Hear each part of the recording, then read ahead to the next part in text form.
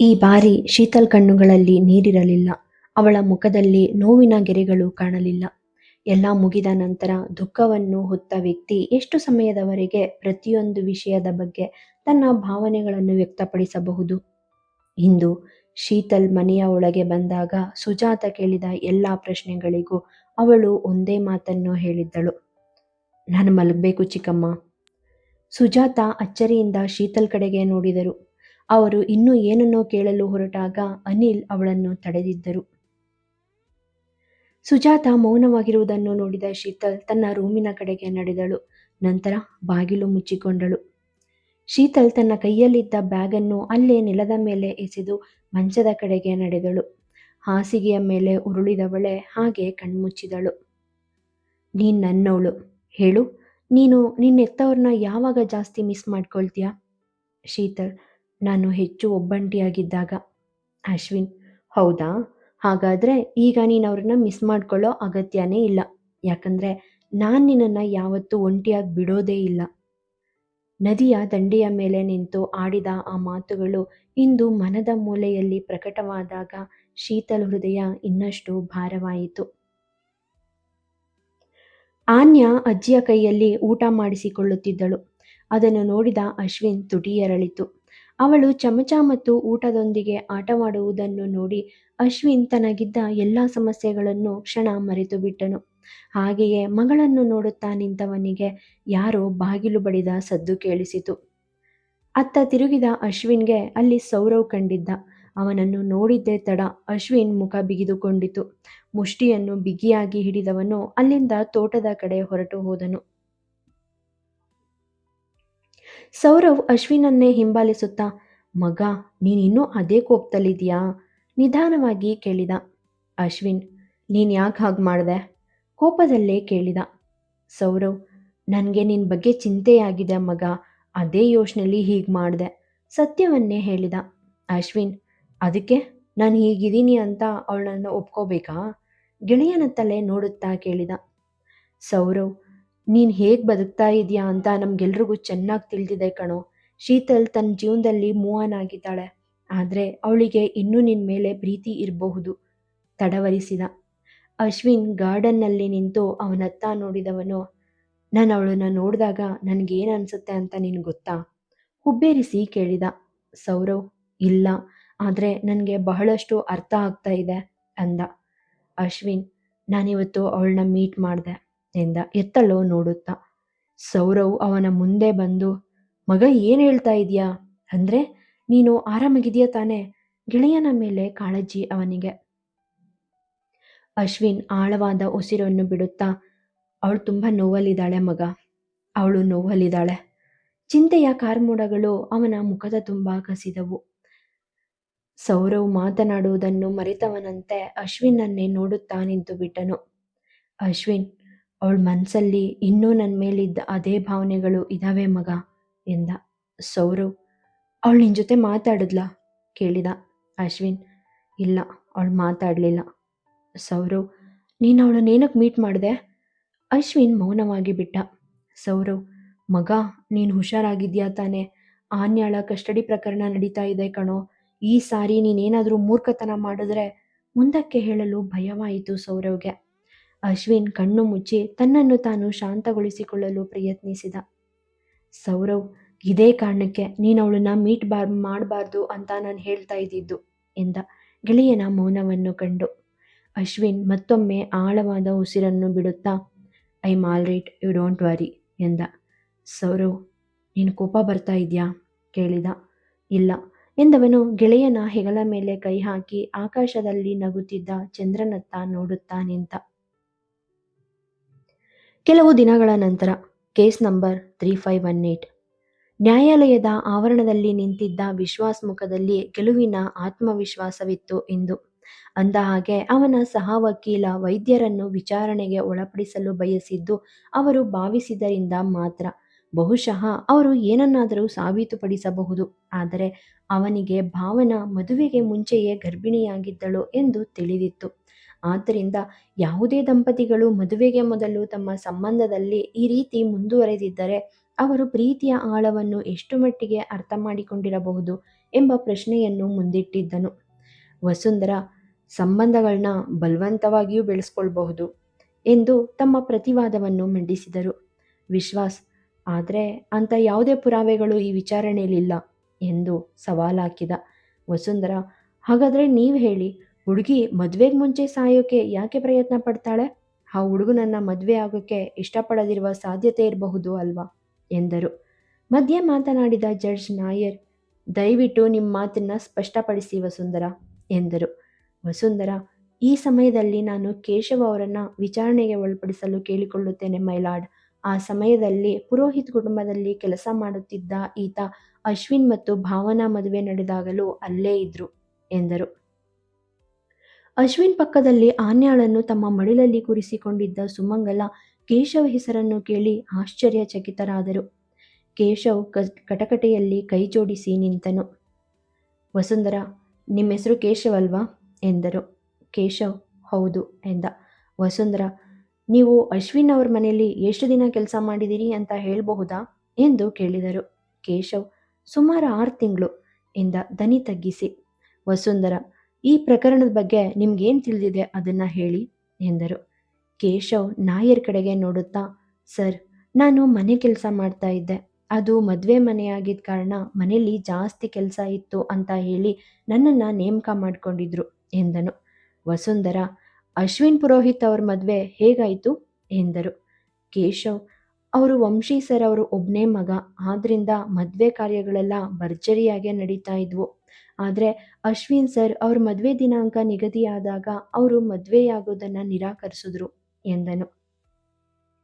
ಈ ಕ್ಷಣದಲ್ಲಿ ವಿಶ್ವಾಸ್ಗೆ ಮತ್ತೊಂದು ಆಘಾತವಾಗಿತ್ತು. ಯಾಕೆಂದರೆ ಅಶ್ವಿನ್ ಮದುವೆಯನ್ನು ನಿರಾಕರಿಸಿದ್ದ ಎನ್ನುವ ವಿಷಯ ಅವನಿಗೆ ತಿಳಿದಿರಲಿಲ್ಲ. ವಸುಂಧರಾ ನೀವು ನನಗೆ ಸ್ವಲ್ಪ ವಿವರವಾಗಿ ಹೇಳಬಲ್ಲಿರಾ ಎಂದು ಕೇಳಿದರು.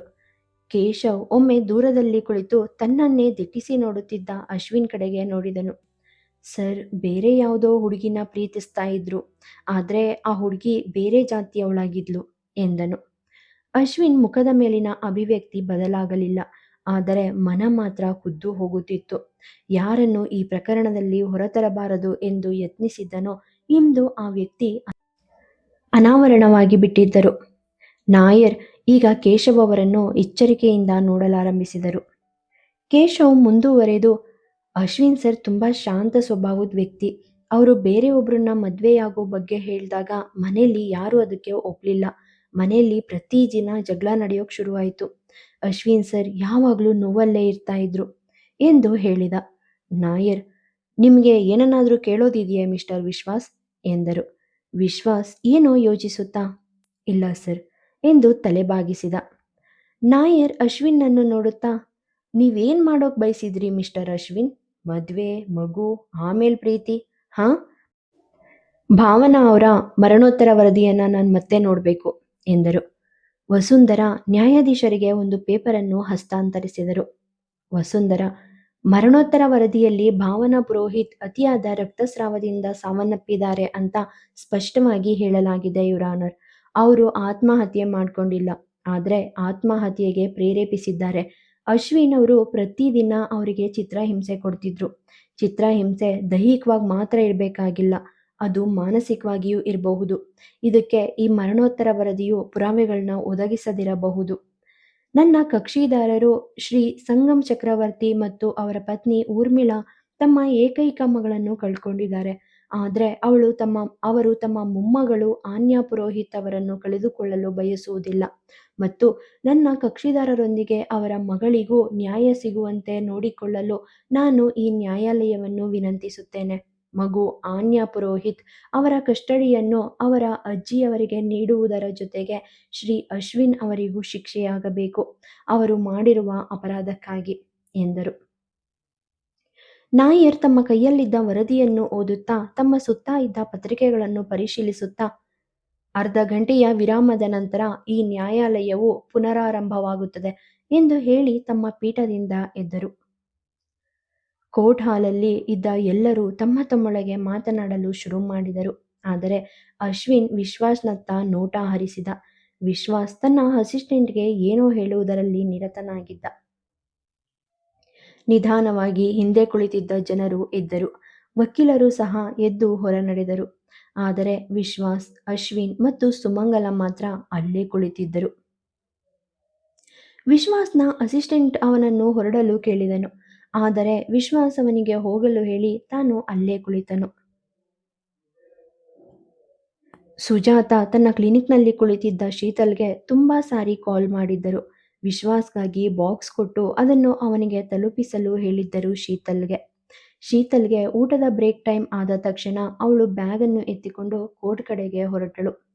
ಕೋರ್ಟಲ್ಲಿ ಇಂದು ಕೂಡ ಅದೇ ಜನಸಂದಣಿ. ಅವಳು ಯಾವಾಗಲೂ ಅದೇ ಗೊಂದಲದಲ್ಲಿರುತ್ತಿದ್ದಳು. ಶೀತಲ್ ಎಂದಿನಂತೆ ನಡೆದು ವಿಶ್ವಾಸ್ನ ಆಫೀಸ್ ತಲುಪಿದಳು. ಅಲ್ಲೇ ಕುಳಿತಿದ್ದ ಹುಡುಗಿ, ಸರ್ ಪ್ರೊಬೇಷನ್ಗೆ ಹೋಗಿದ್ದಾರೆ ಎಂದಳು. ಹೌದಾ, ಓಕೆ ಎಂದ ಶೀತಲ್ ಆಫೀಸ್ ರೂಮಿನ ಒಳಗೆ ಹೋದಳು. ಆ ಹುಡುಗಿ ಮತ್ತೆ, ಮೇಡಮ್, ಒಂದು ಕೇಸನ್ ತೀರ್ಪು ಇವತ್ತು ಬರೋದಿದೆ, ಆದ್ರಿಂದ ಸರ್ ಸ್ವಲ್ಪ ಲೇಟಾಗಿ ಬರಬಹುದು ಎಂದಳು. ಶೀತಲ್ ಸರಿ ಎಂದು ಹೇಳಿ ಆ ಬ್ಯಾಗನ್ನು ಮೇಜಿನ ಮೇಲೆ ಇಟ್ಟು ಹೊರಡಲು ಅಣಿಯಾದಳು. ಆದರೆ ಕೆಲವು ದಿನಗಳ ಹಿಂದೆ ವಿಶ್ವಾಸ್ ಕೋಪಗೊಂಡು ತನ್ನನ್ನು ಮನೆಯ ಬಳಿ ಕಾರಿನಲ್ಲಿ ಇಳಿಸಿ ಹೋಗಿದ್ದನ್ನು ನೆನಪಿಸಿಕೊಂಡಳು. ಆ ನಂತರ ಅವನು ಇವಳಿಗೆ ಕಾಲ್, ಮೆಸೇಜ್ ಏನನ್ನೂ ಮಾಡಿರಲಿಲ್ಲ, ಮಾತು ಸಹ ಆಡಿರಲಿಲ್ಲ. ಈಗ ಮಾತನಾಡದೆ ಹೋಗುವುದು ತಪ್ಪಾಗುತ್ತದೆ ಎಂದು ಭಾವಿಸಿದವಳು ಪುಸ್ತಕಗಳಿದ್ದ ಕಪಾಟಿನತ್ತ ನಡೆದಳು. ಅರ್ಧ ಗಂಟೆಯ ನಂತರ ಕೇಸ್ ನಂಬರ್ 3518. ನಾಯರ್, ವಿಶ್ವಾಸ್, ಸಾಕ್ಷಿಗಳು ಇನ್ನೂ ಪೂರ್ಣಗೊಂಡಿಲ್ಲ. ನಿಮ್ಮ ಕಕ್ಷಿದಾರರ ಪರವಾಗಿ ನೀವು ಏನಾದರೂ ಹೇಳೋಕ್ ಬಯಸ್ತೀರಾ ಎಂದು ಕೇಳಿದರು. ವಿಶ್ವಾಸ್ ತನ್ನ ಕೋಟನ್ನು ಸರಿಪಡಿಸಿಕೊಂಡು ಎದ್ದು ನಿಂತನು. ನಾನು ಒಬ್ಬರನ್ನ ಪರಿಚಯಿಸೋಕೆ ಇಷ್ಟಪಡ್ತೀನಿ ಮೈಲಾರ್ಡ್ ಎಂದನು. ನಾಯರ್, ಓಕೆ ಪ್ರೊಸೀಡ್ ಎಂದರು. ಅಷ್ಟರಲ್ಲಿ ಹಿಂದೆ ಕುಳಿತಿದ್ದ ಮಧ್ಯಮ ವಯಸ್ಸಿನ ಮಹಿಳೆಯೊಬ್ಬರು ಬಂದು ಕಟಕಟೆಯಲ್ಲಿ ನಿಂತರು. ನನ್ನ ಹೆಸರು ರಮಣಿ, ನಾನು ಭಾವನಾ ಅವರ ಮನೆಯಲ್ಲಿ ಕೆಲಸ ಮಾಡ್ತೀನಿ ಎಂದು ತನ್ನನ್ನು ಪರಿಚಯಿಸಿಕೊಂಡಾಗ ಒಂದು ಕ್ಷಣ ಸಂಗಮ್ ಮತ್ತು ಊರ್ಮಿಳಾ ಅವಳನ್ನು ದಿಟ್ಟಿಸಲಾರಂಭಿಸಿದರು. ರಮಣಿ ಸುತ್ತಲೂ ಒಮ್ಮೆ ನೋಡಿದವರು ಅಶ್ವಿನ್ ಕಡೆಗೆ ಕಣ್ಣು ಹಾಯಿಸಿ, ನನ್ನ ಸಾಕ್ಷ್ಯವು ಯಾರಿಗಾದರೂ ಉಪಯುಕ್ತವಾಗುತ್ತದೆಯೋ ಇಲ್ವೋ ನನಗೆ ಗೊತ್ತಿಲ್ಲ, ಆದರೂ ಭಾವನಾ ಬೇಬಿ ಮತ್ತು ಅಶ್ವಿನ್ ಸರ್ ನಡುವೆ ಏನೂ ಸರಿಯಾಗಿರಲಿಲ್ಲ. ಅವರಿಬ್ಬರು ಯಾವತ್ತೂ ಪರಸ್ಪರ ಒಂದಾಗಿ ಮಾತನಾಡಿರಲೇ ಇಲ್ಲ. ಹೀಗೆ ಹೇಳಿದ ಆಕೆ ಕ್ಷಣ ಮೌನವಾದರು.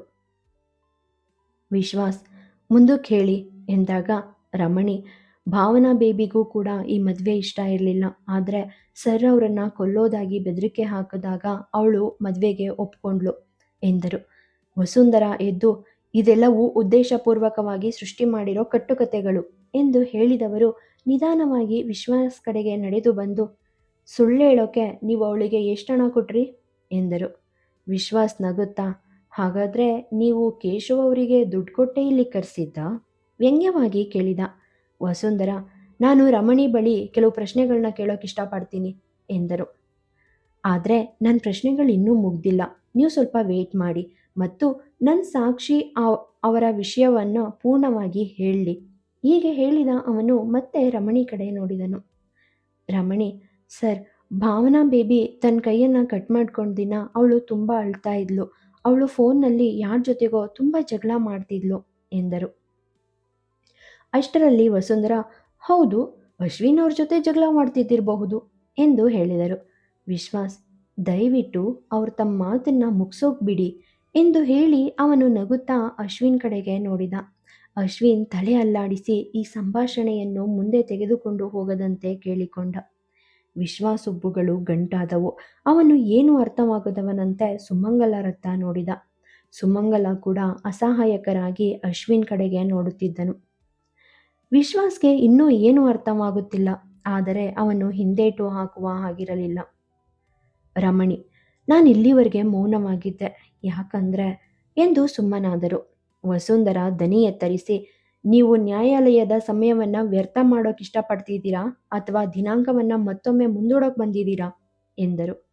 ರಮಣಿ ಒಮ್ಮೆ ಸುಮಂಗಲಾರ ಮಡಿಲಲ್ಲಿ ಕುಳಿತಿದ್ದ ಆನ್ಯಾ ಮತ್ತು ಅವಳ ಪಕ್ಕ ಕುಳಿತಿದ್ದ ಅಶ್ವಿನ್ ಕಡೆಗೆ ನೋಡಿ ತಮ್ಮ ಸೆರಗಲ್ಲಿ ಗಂಟು ಹಾಕಿಕೊಂಡಿದ್ದ ಕಾಗದದ ಚೂರೊಂದನ್ನು ಹೊರತೆಗೆದು, ಈ ಕಾಗದನ ಭಾವನಾ ಬೇಬಿ ಮದುವೆಗೂ ಮೊದಲು ತನ್ನ ಕೈಯನ್ನು ಕಟ್ ಮಾಡ್ಕೊಂಡಾಗ ಬರೆದಿದ್ಲು, ಮತ್ತೆ ಸಂಗಮ್ ಸರ್ ಇದನ್ನ ತಂಬಳಿನೇ ಅಡಗಿಸಿಟ್ಕೊಂಡಿದ್ರು ಎಂದರು. ಅಶ್ವಿನ್ ಮುಖದಲ್ಲಿ ಈಗ ಕಾಣದ ಯಾವುದೋ ಭಯ ಕಾಣಿಸಿಕೊಂಡಿತು. ನ್ಯಾಯಾಧೀಶರ ಬಳಿ ಇದ್ದ ವ್ಯಕ್ತಿ ಆ ಕಾಗದವನ್ನು ತೆಗೆದುಕೊಂಡು ಅದನ್ನು ತೆರೆದು ನ್ಯಾಯಾಧೀಶರ ಕೈಗೆ ಕೊಟ್ಟನು. ನಾಯರ್ ಆ ಪತ್ರವನ್ನು ನೋಡಿ ಆ ವ್ಯಕ್ತಿಗೆ ಹಿಂತಿರುಗಿಸಿದರು. ಆ ವ್ಯಕ್ತಿ ಪತ್ರವನ್ನು ತೆಗೆದುಕೊಂಡು ಓದಲಾರಂಭಿಸಿದರು. ಇಲ್ಲಿ ಎಲ್ಲರೂ ಸ್ವಾರ್ಥಿಗಳು. ನನ್ನ ಸಂತೋಷದ ಬಗ್ಗೆ ಯಾರಿಗೂ ಕಾಳಜಿ ಇಲ್ಲ. ನನಗೆ ನಿಮ್ಮಿಬ್ರ ಮೇಲೂ ತುಂಬ ಕೋಪ ಇದೆ. ನಾನು ತರುಣ್ನ ಪ್ರೀತಿಸ್ತಾ ಇದ್ದೀನಿ. ನಾನು ಅವನನ್ನು ಮದುವೆಯಾಗೋಕ್ಕೆ ಇಷ್ಟಪಟ್ಟಿದ್ದೆ. ಆದರೆ ನಿಮ್ಮೆಲ್ಲರ ಕಾರಣದಿಂದಾಗಿ ಇವತ್ತು ಅವನು ನನ್ನನ್ನು ಬಿಟ್ಟು ಹೊರಟೋದ. ನಿಮ್ಮೆಲ್ಲರಿಂದ ಮಾತ್ರ ನಾನೀಗ ಪ್ರೆಗ್ನೆಂಟ್. ಅಪ್ಪ ಅಮ್ಮ ನೀವು ಯಾರೂ ನನ್ನ ಮಗುನ ಕಾಳಜಿ ವಹಿಸೋದಿಲ್ಲ ಅಂತ ನನಗೆ ಗೊತ್ತು. ಇನ್ನು ಮುಂದೆ ನನಗೆ ನಿಮ್ಮೆಲ್ಲರ ಮಧ್ಯೆ ಬದುಕೋಕೆ ಇಷ್ಟ ಇಲ್ಲ. ಹೀಗೆ ಹೇಳುತ್ತಾ ಆ ವ್ಯಕ್ತಿ ಮತ್ತೆ ಪತ್ರವನ್ನು ಮುಚ್ಚಿ ಇಟ್ಟರು. ವಸುಂಧರಾ, ಭಾವನಾ ಈ ಪತ್ರನ ಬರೆದಿದ್ದಾಳೆ ಅನ್ನೋದಕ್ಕೆ ಸಾಕ್ಷಿ ಏನಿದೆ ಎಂದರು.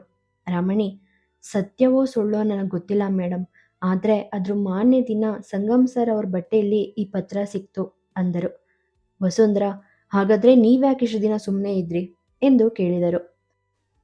ರಮಣಿ, ಆಸ್ಪತ್ರೆಯ ನಂತರ ಭಾವನಾ ಮಗುವನ್ನು ಮನೆಗೆ ಕರ್ತಂದಾಗ ಅವಳು ಮದುವೆಗೆ ಒಪ್ಕೊಂಡಿದ್ದಾಳೆ ಅಂತ ನನಗೆ ತಿಳಿತು. ಆಗ ಆ ಕಾಗದದ ಅಗತ್ಯ ಇಲ್ಲ ಅಂತ ನನಗನ್ನಿಸ್ತು. ಆ ಟೈಮಲ್ಲಿ ನಾನು ಈ ಪತ್ರನ ಸುಮ್ಮನೆ ಇಟ್ಬಿಟ್ಟಿದ್ದೆ. ಆದರೆ ಅಶ್ವಿನ್ ಸರ್ ಕೋರ್ಟ್ಗೆ ಅಲಿತಿದ್ದುದನ್ನು ನಾನು ನೋಡಿದಾಗ ಎಂದು ಹೇಳಿ ಒಮ್ಮೆ ಅಶ್ವಿನ್ ಕಡೆಗೆ ನೋಡಿದರು. ಅಶ್ವಿನ್ ತಲೆ ಹಿಡಿದು ಕುಳಿತು ಬಿಟ್ಟಿದ್ದ. ಪಕ್ಕದಲ್ಲಿ ಕುಳಿತಿದ್ದ ಸುಮಂಗಲ ಕೋಪದಲ್ಲಿ ಅವರನ್ನೇ ಕೆಕ್ಕರಿಸಿ ನೋಡುತ್ತಿದ್ದರು. ಈ ಸಮಯದಲ್ಲಿ ವಿಶ್ವಾಸ್ ಅಶ್ವಿನ್ ಕಡೆಗೆ ನೋಡಿದ. ಅಶ್ವಿನ್ ಆಗಲೇ ಯಾಕೆ ಮುಂದುವರಿಸುವುದು ಬೇಡ ಎಂದಿದ್ದ ಎನ್ನುವುದು ಈಗ ಅವನಿಗೆ ಅರ್ಥವಾಗಿತ್ತು. ಶೀಘ್ರದಲ್ಲೇ ಭಾವನಾ ಕೈ ಬರಹವು ಸಾಕ್ಷ್ಯಗಳಿಗೆ ಹೊಂದಿಕೆಯಾಗುತ್ತವೆ ಎಂದು ಕಂಡುಬಂದಾಗ ನಾಯರ್, ತೀರ್ಪು ನೀಡಲು ಈ ನ್ಯಾಯಾಲಯವು ಶ್ರೀ ಅಶ್ವಿನ್ ಪುರೋಹಿತ್ ಮತ್ತು ಅವರ ಮಗಳು ಆನ್ಯಾ ಪುರೋಹಿತ್ ಅವರ DNA ಮಾದರಿಗಳನ್ನು ಪ್ರಸ್ತುತಪಡಿಸಲು ಒತ್ತಾಯಿಸುತ್ತದೆ ಎಂದರು. ಅಶ್ವಿನ್ ಕೋಪದಿಂದ ಎದ್ದು ನಿಂತು, ಆನ್ಯಾ ನನ್ನ ಮಗಳು, ಇದನ್ನು ಸಾಬೀತುಪಡಿಸೋಕೆ ನನಗೆ ಯಾವುದೇ DNA ಅಗತ್ಯ ಇಲ್ಲ ಎಂದನು.